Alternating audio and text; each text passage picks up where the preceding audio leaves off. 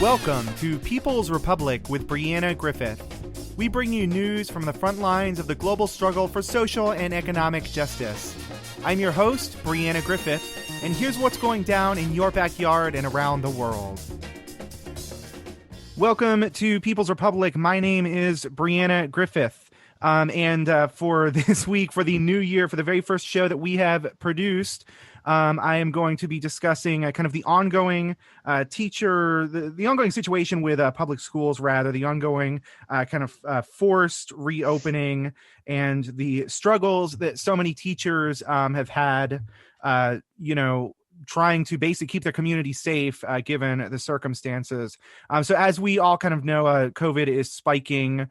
Texas is currently approaching 2 million COVID cases as of the time that this is, airing. And so one of the things I really wanted to look at was like a comparison of different teachers within Texas cities, what precautions are being made, what teachers are doing, and sort of especially how we can do things better. Like what has this gone wrong?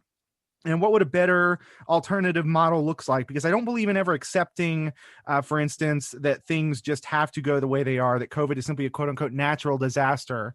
The reality, of course, is that COVID and, the damage that COVID has caused is entirely due to U.S. policies, due to U.S.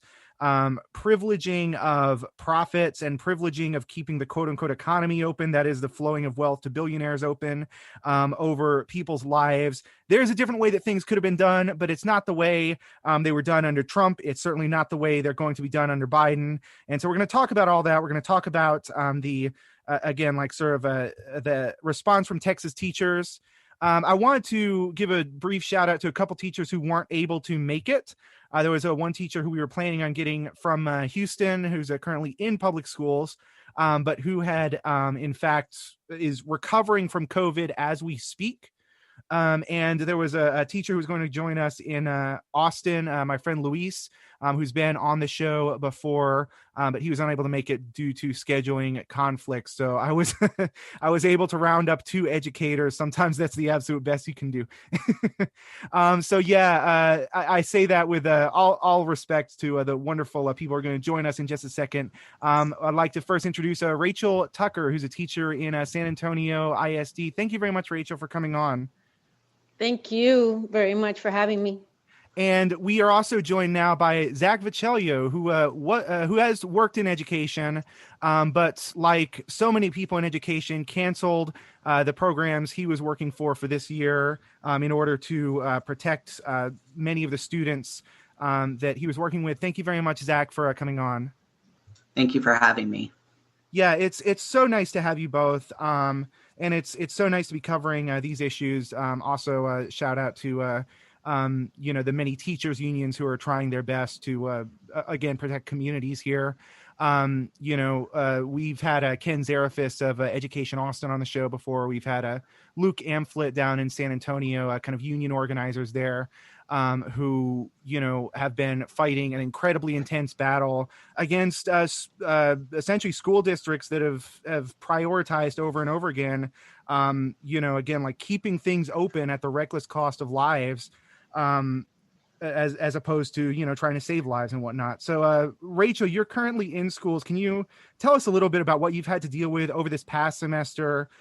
Basically, how has the pandemic been handled in San Antonio?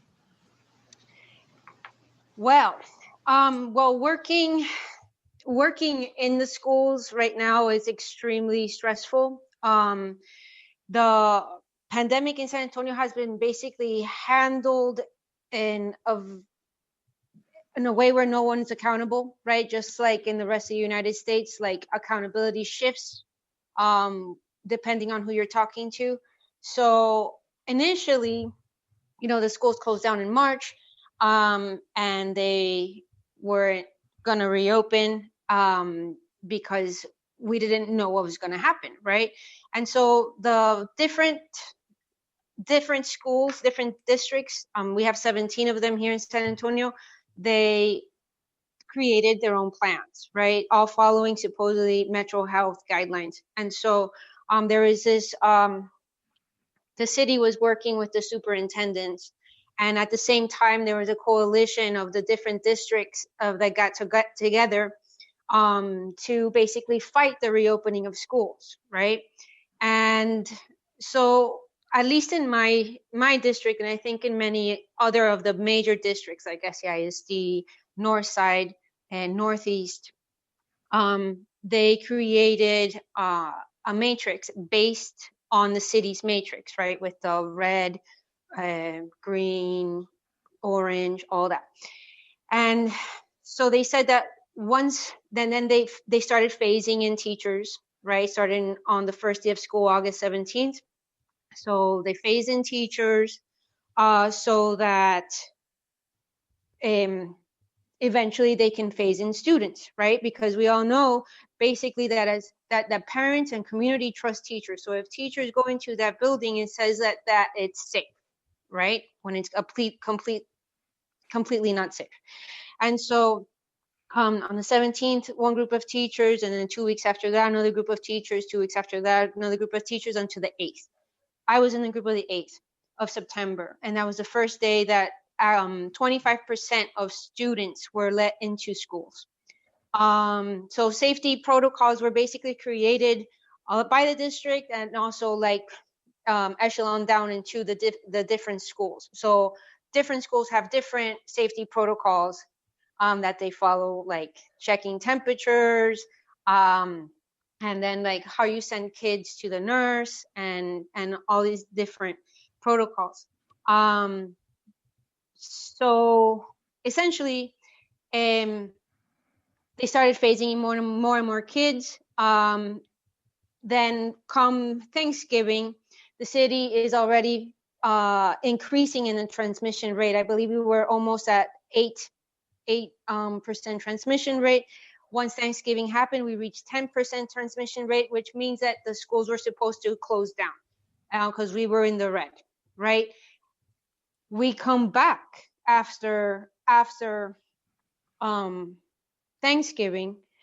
I mean, and the union has been active all throughout this time. The coalition has been active, really speaking out against school reopening, like for the proper PPE for teachers, for the plexiglass that we need, for improved air conditioning systems, because the majority are aging here in the city, for the right filters on those air conditioning systems, for different accommodations for the different teachers that have autoimmune disorders or other health conditions, to be left alone and at home doing their job at home, because they've been doing it for all this time. But we like, as time went on, we just saw just normalcy, like talk about how this is so difficult, this is so hard, this is unprecedented, but then everything started becoming regular, right? And now that we're back in schools, San Antonio currently is at 19%, and on Monday, many districts are going to be returning to school in person with an additional amount of students, because TEA has basically said, using the deficit language, right? So if they're struggling students, or if they're struggling with attendance, so academics and attendance, the teachers, this is all put on the teachers for them to call parents and tell them to come back to school. Even if you don't think it's not safe. And not if you think, it's not safe. So it's been insanely stressful. Like we have basically had to reimagine our classrooms, how to maintain the kids separated. I teach kinder, so it's been really difficult to have the classroom that children are supposed to have, where it's supremely social, where they learn from each other, where they share, all these things. We can't do any of those things anymore. They are on laptops the majority of the time, and administration continues talking about flexibility, like we all have to be flexible, we all have to be flexible. But what flexibility means is more work for the same pay. I mean, that's why we're teaching 2 classrooms at one time. But I'm teaching hybrid. That means I'm teaching like 18 students on the computer and then 4 in person. Some teachers have 10 in person and maybe 5 or 6 in the computer. I mean, it's something that is basically impossible if you're looking for quality of teaching, because somebody can only pay attention to so many things. And so the academic expectations have maintained the same for the students from pre-COVID times. So they're still taking STAR, they're still going to take MAP tests, right? Which is basically another standardized test by the state where they can assess students and how they're going to do in STAR in the future. And teachers basically have the same expectations on them than prior, even though they have so much more additional workload on them. Yeah, I can go on. Yeah, it's crazy that this entire thing has been essentially normalized through the course of the pandemic. And it doesn't seem, I've covered education the kind of off and on the entire school year, and it doesn't seem like anyone has any real plan as to really how to deal with this, whether that's like sort of a plan of how long exactly to shut down schools, how long to essentially do the what we call social distancing that we need. And the other part of that is within schools, they don't really have a way of controlling the spread at all. So you mentioned one of the metrics they're using, or one of the safety precautions they're using was temperature checks. Well, we've known since the very beginning of this thing, or very close to the beginning, that temperature checks are not an effective way to screen out who does and who does not have COVID, because many people are asymptomatic. Many, especially children, an overwhelming number of children get COVID and are asymptomatic. So what exactly is a temperature check going to do?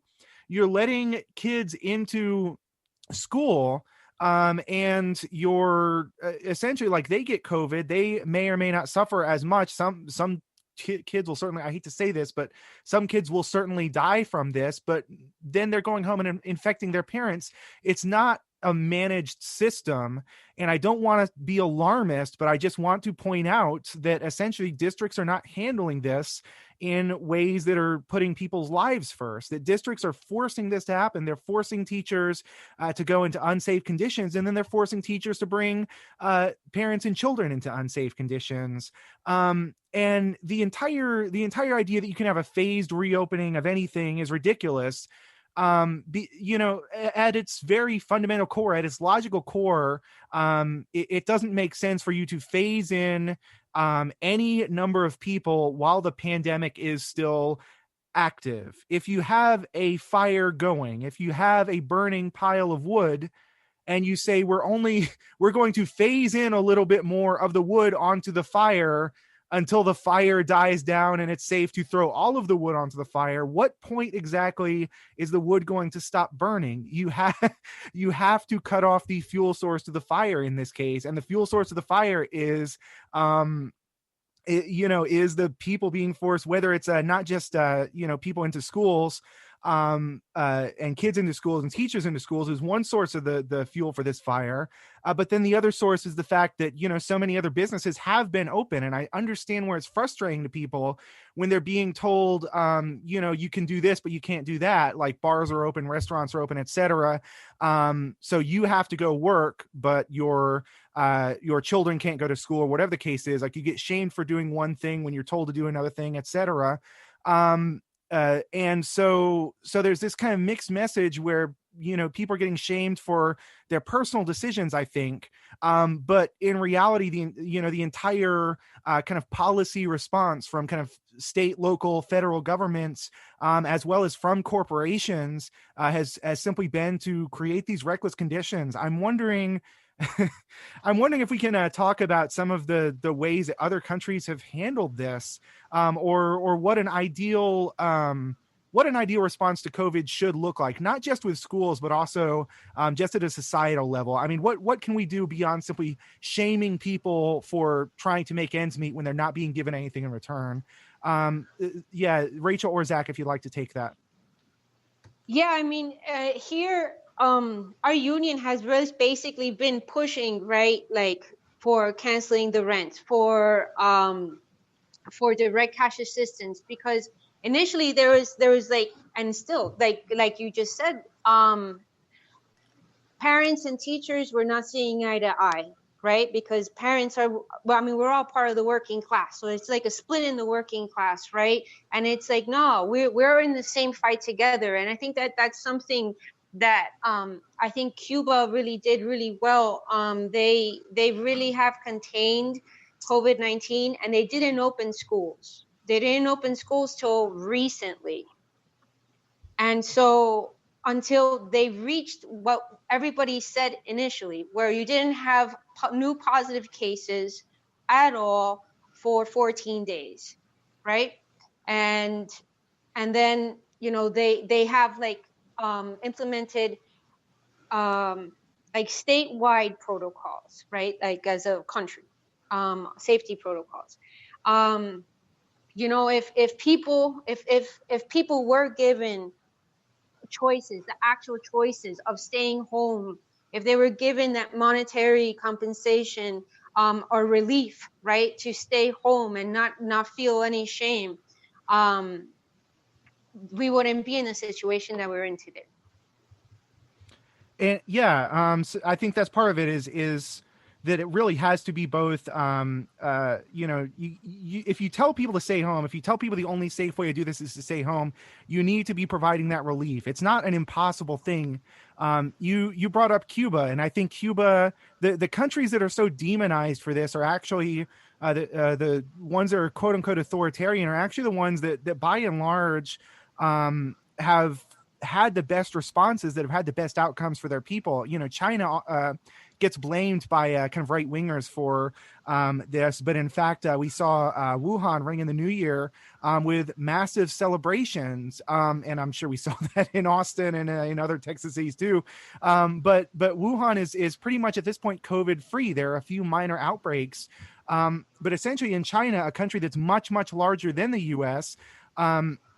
Because they impose early actual quarantine and lockdown procedures, the things that are necessary to do, and because they also then provided for you know, the general well-being of their population. I actually heard a kind of story where essentially, like, the, you know, with China, you could actually call the police and they would deliver groceries to your door, not as sort of a publicity stunt, but just as like a service they were providing. That's not a thing American police do. We saw what American police do during the pandemic. We had a massive, you know, the largest uprising in U.S. history against that. But yeah, it's these countries that are so demonized for this that are actually having the best outcomes for their societies. Cuba and Venezuela both have some of the lowest rates in Latin America of COVID spread, despite being under intense sanctions and blockades. China had, you know, again, like just I think it's a few thousand deaths. I'd have to double check that, but a much smaller number. And they not only did they preserve the lives of their people, but they also preserved the quote unquote economy that we always hear has to be saved at all costs. Well, China, Cuba, and Venezuela preserved their economy in the way the U.S. didn't. The U.S. economy is very close to a kind of death spiral here, and we're going to see that definitely within the new year. We're going to see kind of the final effects of that as we realize that much of this unemployment that we're facing is not actually caused by COVID. It was triggered by COVID, but is actually part of a larger economic recession. Now, of course, for rich people, the economy is great. The stock market's up. They made trillions of dollars this year, et cetera. But that's a sort of contradictions. And that's what we're not, I don't think, hearing about the relative responses. For that matter, even other capitalist countries are doing far better than the US. If you look at, for instance, France or Canada, etc., not that I want to use them as examples because they have all sorts of other problems. But if you look at France and Canada, they were paying people to stay home. You were receiving a salary to stay home. And thus, there was still like that circulation of money. The economy was, partially saved, but more importantly, people's lives were saved. So I'd like to hear from Zach as well. Sort of, can you give us a little bit about your experiences? Let's go back to sort of the beginning of the pandemic, and maybe you can talk a bit about like sort of why you decided to cancel a lot of your own educational work at the beginning of the school year. And Zach is calling in from Houston, by the way. Yeah, I'd love to. So I am actually a clinical instructor. I take students for mini-mesters inside the clinic. I work inside a hospital. And so COVID is obviously a big concern when it comes to CIs and their students. And so once the pandemic hit, once a case hit Houston specifically, we had our first case in March.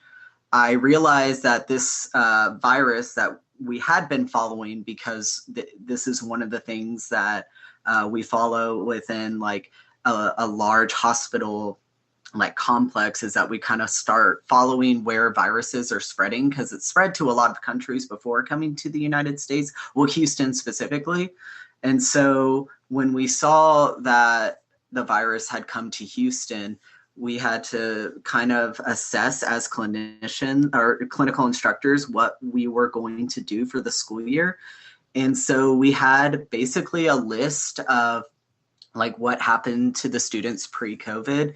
So they're not fit with respirators. So especially during the beginning of the pandemic, it was time for spring semester, like mini-mester students to come. So we really needed quickly for like students to get respirators, and we needed to have, enough PPE to have the influx of students that were coming in, and we needed testing and insurance for these students. Obviously, we provide none of this. Before COVID, this isn't something we really provided. I mean, we had PPE, everyone got gloves, but when you go into more intense rooms where you have to, everyone knows what healthcare workers wear in COVID rooms. We've seen pictures everywhere. So having all of that is something that we would need for our students, because we were told like initially that we were going to gown up like that for like every patient, because we all knew everything was people could be asymptomatic. And so we were very concerned about that. So we came to like the coordinator of our like unit as a whole and asked them, we need to get these things for the students in order for them to be safe. And we were brought back with a lot of pushback, and actually to the point where we didn't, obviously everyone knows that they were in the beginning, there's PPE shortages. And so it became so apparent that we weren't going to be able to protect our students because we couldn't even protect ourselves at the time, that me and a bunch of other teachers decided that we needed to collectively cancel the school year. Because if students aren't able to gown up and they have to go into these rooms in order to get graded, even if the patient doesn't come COVID positive, they could be the next day. And that's kind of like the horror of working during a pandemic, is that you just really don't know. And so the fact that we couldn't get any of this for our students, we collectively had to go to the coordinator and say, we all refuse to teach until this is over, because the students aren't protected because we're not going to insure them, and they're all students and likely over the age of 26 for our particular program. So they're not under their parents' insurance, and who knows if they're married. There was too many factors for us to think about. And also the fact that if they can't switch in and out of PPE and they go to another patient's room, we work in geriatrics. So it was just a recipe for a super spreader disaster that we have like inside the clinic where COVID actually is. Like, we actually know that. And it's like so strange to see like how that was so like receptive from like colleges. They were like, oh yeah, we totally get that. But at the same time, like other schools are like filtering or cycling in these students in a basically another breeding ground. So it's like I made the decision, with my other teachers to cancel because we wanted to slow the spread, because we thought that's what would be the safest for everyone at the time. Again, like there are so many there are so many like obvious precautions that needed to be taken, that essentially those precautions were either kind of left to individual discretion rather than any sort of coordinated response, and continue to be, or they were kind of actively fought against, as we've seen in many school districts, the precautions that need to be taken, and many other education settings, universities, etc. So yeah, we are going to take a break real quick. I just want to remind people that you are listening to People's Republic with Brianna Griffith. People's Republic originates on KOOP 91.7 FM Austin and is also broadcast on WHIV 102.3 FM New Orleans. We are available as a podcast on Spotify, Spreaker, Stitcher, iTunes, or wherever podcasts are podded. We will pick up our conversation about education and COVID in just a second with Rachel and Zach. So yeah, stay tuned.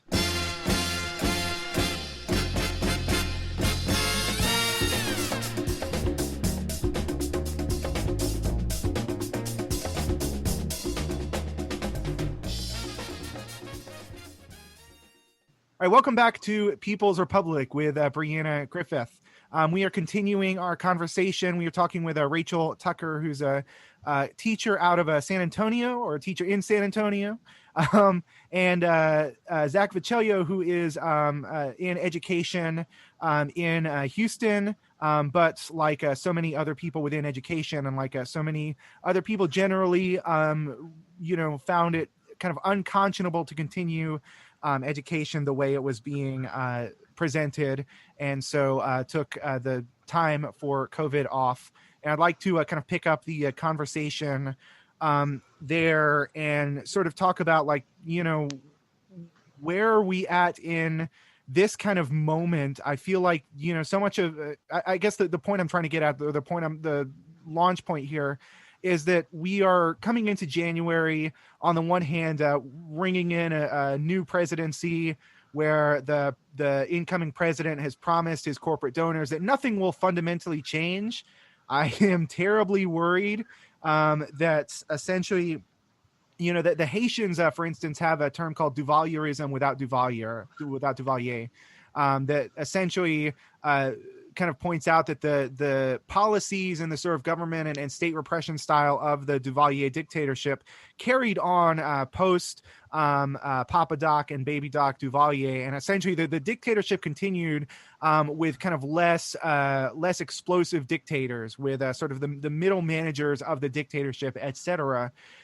It seems very much like this is what's going to happen, not just on sort of the national level, where Joe Biden has already sort of promised to continue the quote unquote reopening of everything, the reopening of the economy, even as we're having so many problems acquiring the early vaccines, and we also don't know how effective the vaccines are going to be. I don't want to scare anyone away from getting a vaccine.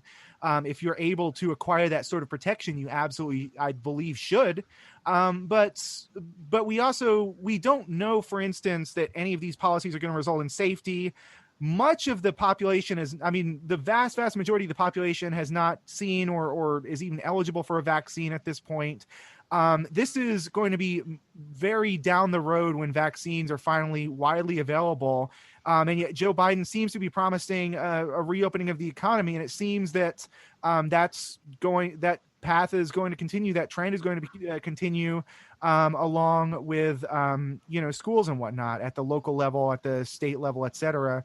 I'm wondering what that looks like for you, Rachel. Oh, it looks very scary.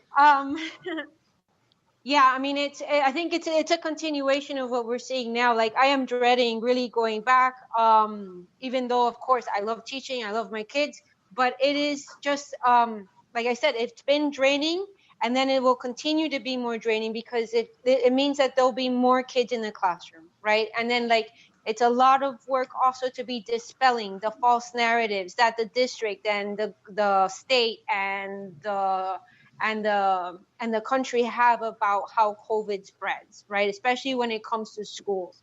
I mean, there's this narrative right now that many are using that says that, schools aren't the place where it spreads. It comes from the community. Well, you tell me, where do the kids that go to school come from? They come from your community.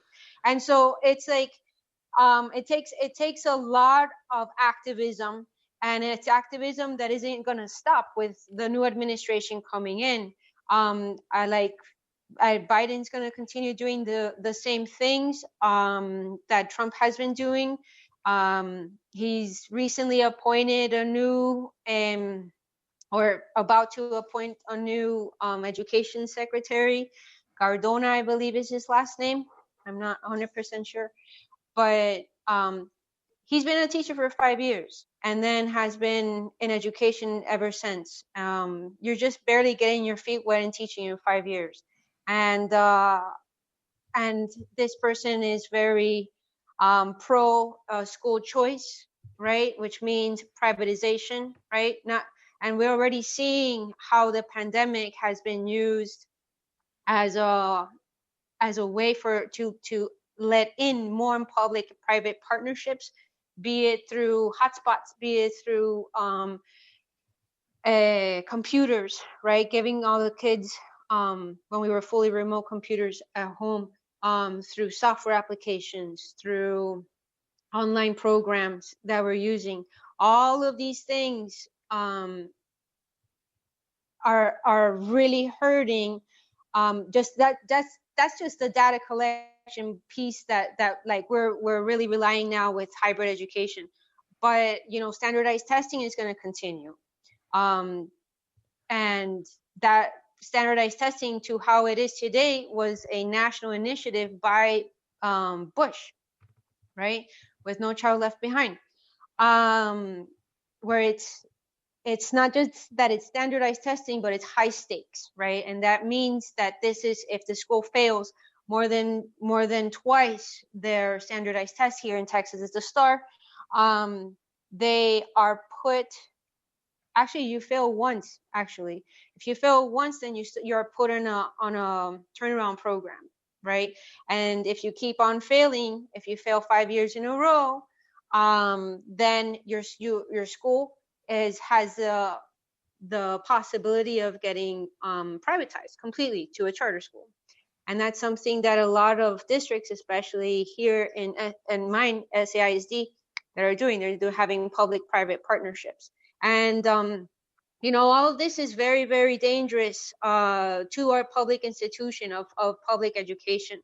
And the new administration, I mean, as we know, it's been a bipartisan attack on education, and it will continue to be. And they're using the pandemic as a way to continue and force disaster capitalism on our public institutions that we own as a people. And that's why we must fight back. Yeah, without a doubt. Zach, would you like to kind of respond or add on to anything Rachel's kind of mentioned? Yeah, so the way, activism and all of that is definitely the only way that we have seen like successful like policies or anything be put in place in the United States during the pandemic. It's always just breadcrumbs. We don't necessarily get exactly what we need, but definitely just all of us, I'm specifically talking about educators. That's definitely been an initiative in Houston specifically, among healthcare clinical educators, is that we definitely have tried to bind together just to get basic kind of, because my situation is different from Rachel in the fact of my students, are, adults. They are college students who are going to be joining a clinical workforce. And, they are, and, the US healthcare system is really hurting, for healthcare workers. Like, we really need it right now. We have a shortage. There tends to be a shortage during the pandemic because we don't treat our workers well.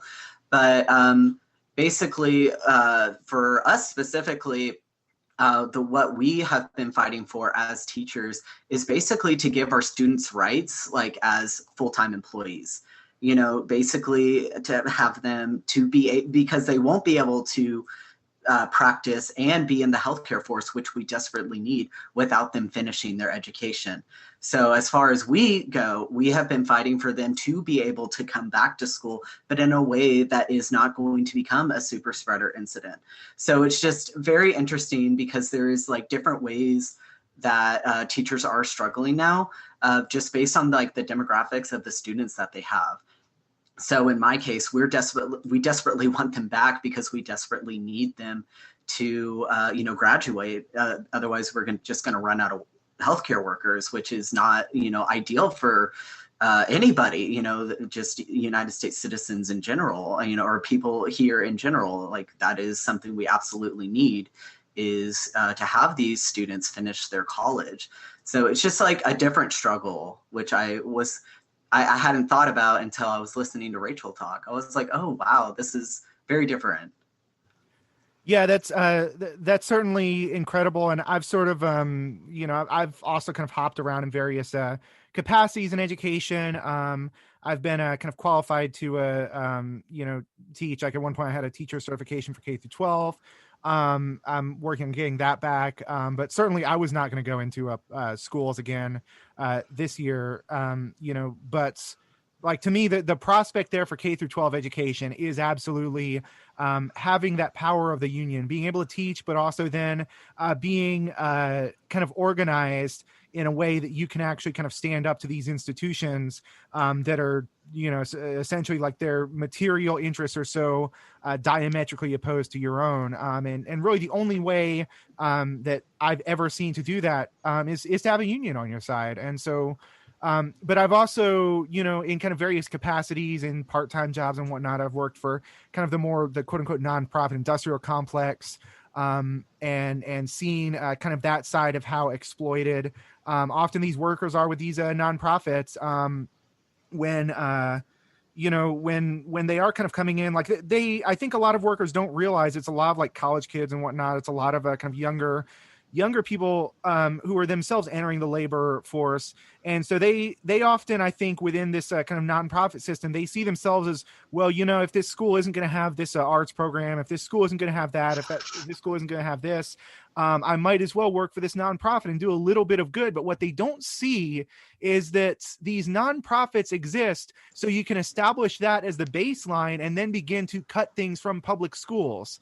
It's a siphoning off of the capital. It's a siphoning off of the resources that should belong to public schools. It should be controlled by the community and put into private hands to, be done by like incredibly exploited people who are making like $12 an hour or less, who want to teach somehow, who want to do some sort of good in the world, but don't see kind of the larger picture there. And so, yeah, it becomes kind of a struggle for everybody. But certainly I think that struggle, that struggle is kind of strongest at this point within the teachers unions, to some degree. But, since education does mean so many different things in this country, and since there are kind of so many different and diverse models by which the capitalist state, whose only interest under Democratic or Republican administration is to break up these public school systems and siphon those off into private hands, it does, I think, require a little bit of that perspective for sure, of like people in different fields kind of talking to one another. And that's why I think this has been a good conversation for sure. We have another 15 minutes or so, but I just want to remind people that you're listening to People's Republic with Brianna Griffith.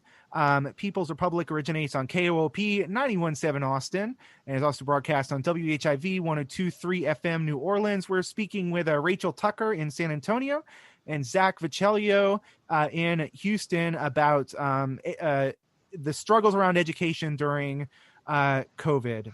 So yeah, we just talked about sort of the incoming Biden administration, the nothing will fundamentally change policy, the reality that Biden, like his many predecessors, going back to at least George Bush, has once again appointed an incredibly quote unquote pro school choice, that is to say pro school segregation and pro school privatization, education secretary. And so that that seems to be without a doubt the direction we're heading. So I don't want to kind of begin to wrap up on such a sour note. I'd like to sort of also talk about some of what these struggles have actually looked like and what sort of gains can be made, and I guess what people should be doing, whether you're a teacher or whether you're just somebody listening to this in your community. Like, how can you help kind of get the best outcome here, for teachers, for parents, for children, for college students, for your communities? What needs to be done? Yeah, so that's an amazing question, Bree. Like I think Zach was saying, and yourself, was unionizing, right? Organizing, banding together, finding the commonalities between us, and and fighting for our survival, for our public goods, right? I feel, I know that you talked to Luke Amphlett not too long ago about what happened to him. He was retaliated against and was put on a leave of absence for his activism to instill safety in his high school.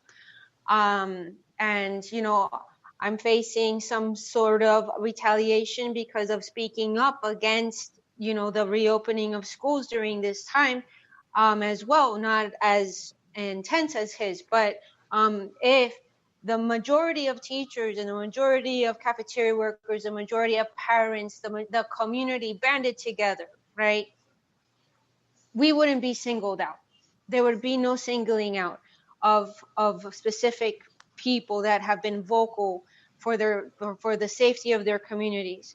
I think college, high school students have a lot of skin in the game because they are becoming more aware of the world, if not completely already, and they know that if I don't go to school, what happens when there's no students in school, right? Like like a lot of teachers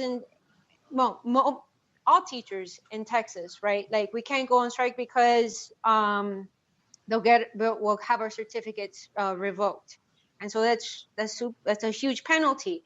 But community band together, right? The high schoolers understand that their agency, and their place in the community, of how to make change, right? Of withholding their labor, withholding their education, for a purpose, right? College professors the same way, with like band together with like we're taking a stance. We're choosing. Everybody will go virtual right now. I don't know. I'm just saying different kinds of things that could be done. But the fact that so many people have resigned, so many teachers have resigned, so many people have retired early, that's a form of resistance. But what we really need is solidarity, through all of different working class areas, because we all have a similar fight. And the grocery workers have the same fight as teachers. We're being put in a situation where we feel like we have no choice. The economy isn't that good right now. We're scared of losing our jobs, but if we're all bound together, we won't be that scared anymore. So solidarity. Yeah, absolutely. So definitely the crossing over of the struggles together. I know that's specifically in Houston, we are very vast, sprawly, and it's really hard to get people motivated with activism. So that's been a huge part of what me personally and like my groups at work, my groups at home, like different groups that I am in, we have been specifically trying to band together different like types of struggles, because we are all, I mean, like Rachel was saying, we all have the same struggle. The grocery worker is the exact same as, a teacher, because of the exposure to the community. And so being able to, and also just, those people might have kids in school. So we're all connected. So just having us all together to, resist the government not taking absolutely any precautions and putting it up to the state. And Abbott has very much failed Texas as, trying to, quote, protect us. And he hasn't done anything that's sort of protecting us.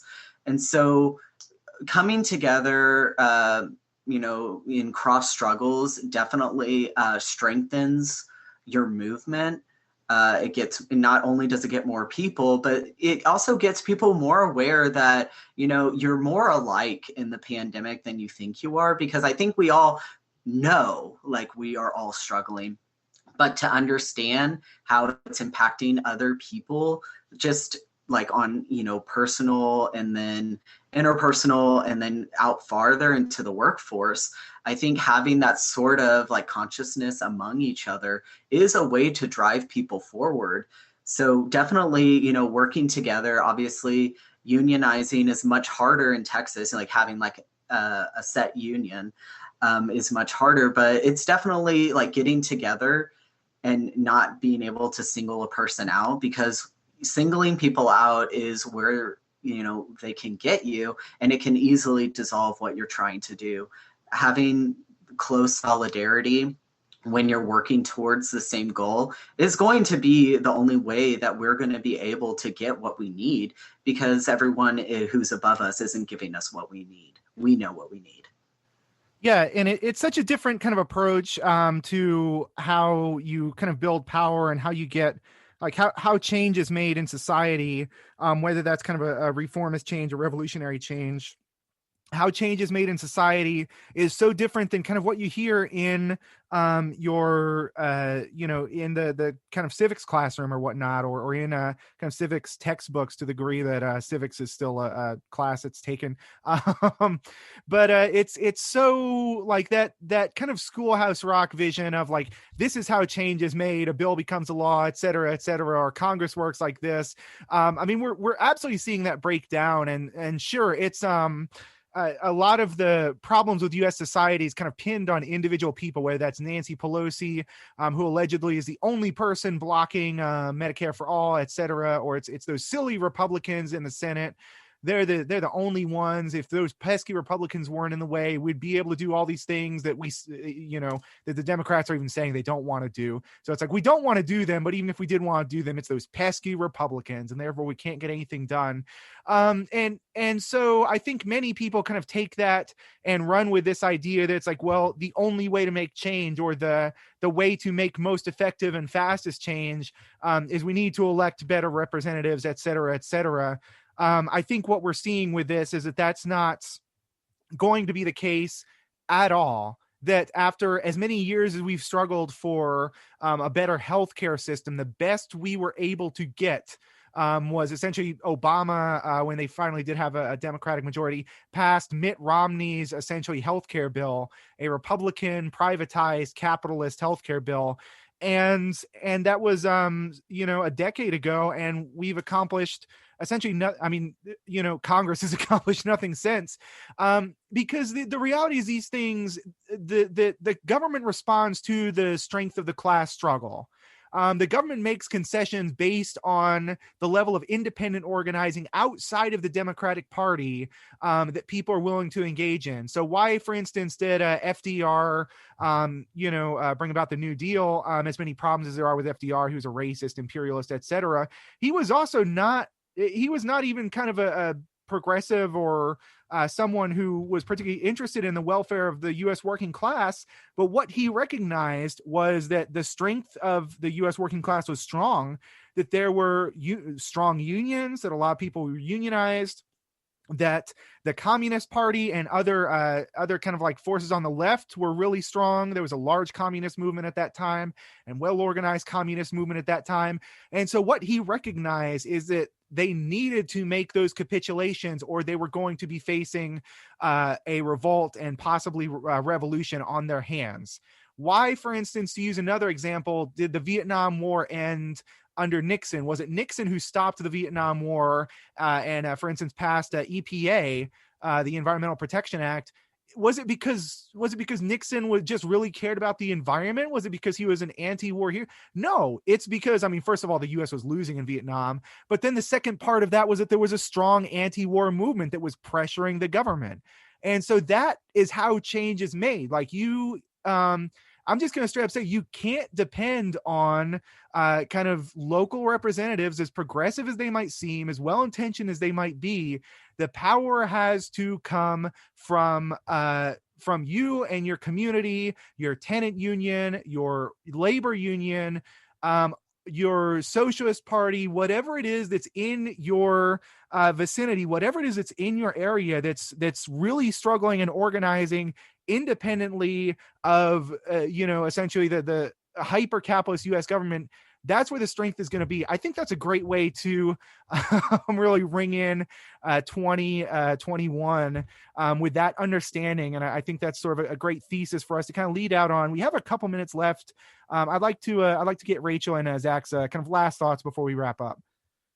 No, I love that line, like 2021 year of organizing in solidarity, finding what's common between us, and there's no time to go to brunch. There's no time for any of that. Like we have to continue to fight.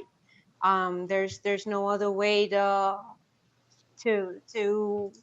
make our lives better other than the continued fight and struggle alongside of our neighbors and community, right? And yeah, thank you so much, Bree. It's been great. So I think definitely 2021, just in wake of 2020, I feel like for this year, because with vaccination and all of that coming around, we're not near the end. So I feel like with everything that we've all had to go through in 2020 has lit a fire in people, because we are seeing, just rapid awareness among the people in the United States. So I feel like absolutely that this year is going to be an amazing year of seeing people band together in the struggle. Because at this point, I feel like it's something that we're all starting to understand, is that we are not free unless we are all free. I think that's an absolutely great place to wrap up. I just want to say once again, we were joined by Rachel Tucker, who's a teacher in San Antonio ISD, as well as Zach Vecellio, who has been working in education for a long time, but who took this year and part of kind of this past school year and part of next school year off, given the conditions in the pandemic. Both educators both had a lot to bring to this wonderful conversation. Thank you both very much for coming on today. Absolutely. Thank you for having me. That's all we have for this week. You have been listening to People's Republic with Brianna Griffith. People's Republic originates on KOOP 91.7 Austin and is also broadcast on WHIV 102.3 New Orleans. We are available as a podcast on Spotify, Spreaker, Stitcher, iTunes, or wherever podcasts are podded.